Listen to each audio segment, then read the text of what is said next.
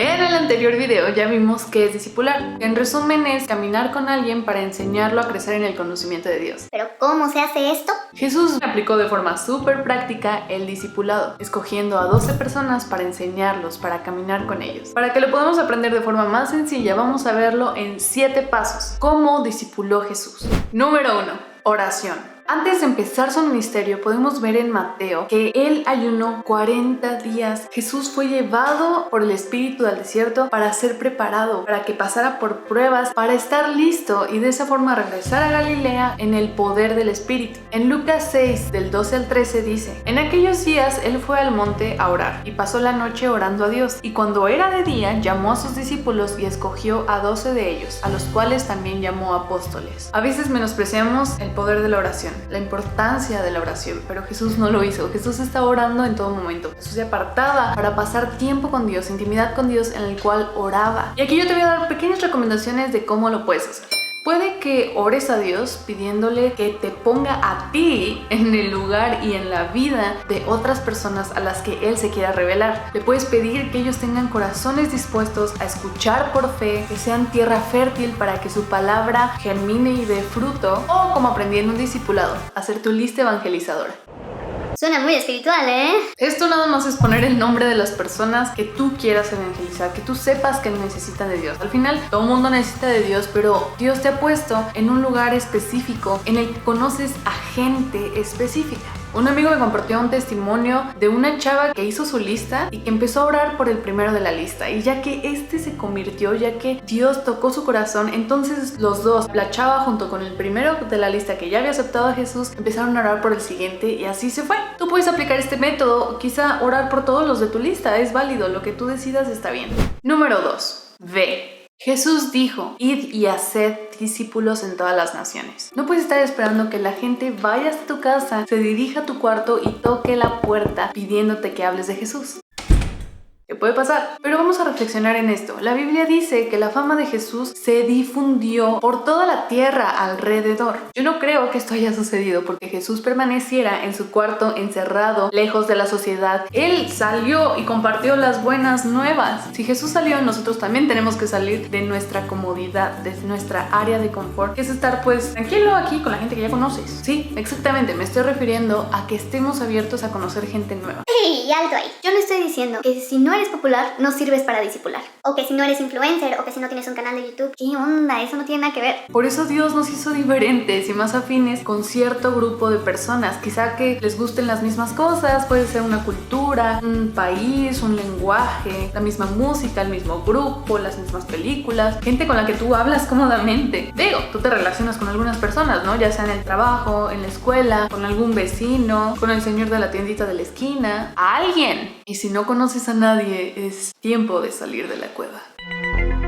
Pero si a ti te cuesta trabajo socializar, recuerda que el evangelizar y el discipular no depende de nuestras fuerzas. El mismísimo Pablo, el Pablo que escribió la mayor parte del Nuevo Testamento, aquel que compartió el mensaje a los gentiles, él admitió que cuando fue a predicar a la ciudad de Corinto, estuvo con debilidad, con mucho temor y temblor. Dijo que sus palabras no fueron las más excelentes ni las más sabias, no fueron las más llamativas ni persuasivas, pero fue con demostración del Espíritu y de poder, su poder, no el tuyo ni el mío. Él solo sabía que Jesús había sido crucificado y que Él era el camino, que Él era la salvación y ya, porque la palabra de Dios nunca vuelve vacía, así que no te estreses, respira. Y si tienes miedo, no te preocupes, que todos a veces tenemos miedo, pero Dios no nos ha dado un espíritu de temor, sino de poder, de amor y dominio propio, así es que controla esos nervios, agárrate fuerte y aviéntate al siguiente paso. Número 3. Empieza a hablar. Está padrísimo que la gente note algo diferente en ti, pero es importante que hables, que digas el porqué de ese cambio, para que no lo vayan a atribuir a otra cosa.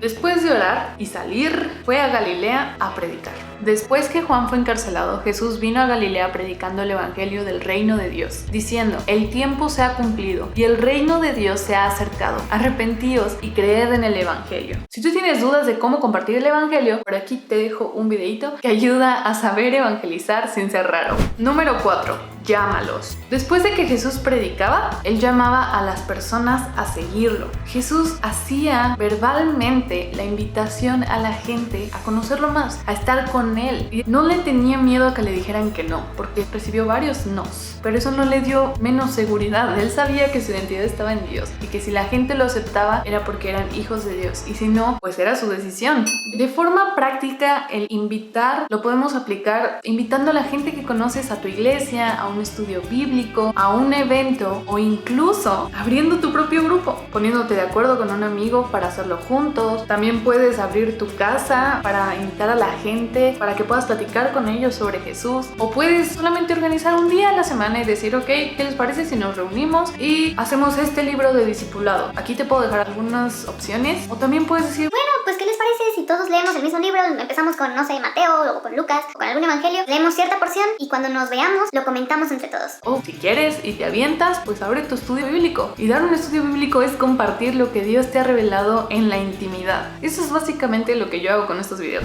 Número 5. Camina con ellos. Jesús no les dijo: a ver, discípulos, nos vemos el martes de 6 a 7. Ahí pues aprendemos de la Biblia y ya después cada quien se va a sus casitas y listo, hasta ahí nadie me hable ni me escriba. Gracias. Jesús los llamó literalmente a seguirlo a él. Eso es caminar con ellos, porque a donde Jesús iba, los discípulos iban. Jesús comía con ellos, cuando enseñaba a multitudes, ahí también estaban los discípulos, y luego se apartaba y con sus discípulos respondía sus preguntas, tenía pláticas con ellos. Ellos vieron y experimentaron a Jesús en carne propia. Ellos vieron cómo Jesús sanaba paralíticos, cómo gente empezaba a hablar. Ellos lo veían predicar y lo veían servir. Incluso lavó sus pies. Eso es caminar con alguien, permitir que entre a tu vida. Pero de forma práctica, ¿cómo lo podemos hacer nosotros? No tienes que traerte a vivir a 12 personas a tu casa. Que si tienes el dinero y lo quieres hacer, pues adelante, ¿no? Lo podemos aplicar como el preocuparnos unos por otros. Ser amigos de verdad. No nada más estar con ellos en los estudios, sino también salir a comer con ellos, salir a divertirte, al boliche, vivir cosas juntos, conocer a la persona y permitir que esa persona te conozca a ti. Estar ahí con ellos en los momentos difíciles, pero también celebrar juntos las victorias. Servir juntos, organizarte para ir a ayudar a alguna comunidad, estar hombro con hombro. Que no sea solamente te veo un día a la semana y de ahí en fuera me olvido de ti, sino ser comunidad, ser amigos. Eso es lo que Jesús vino a vivir con los discípulos, y eso es lo que primero obviamente Jesús quiere hacer contigo y que tú también lo vivas.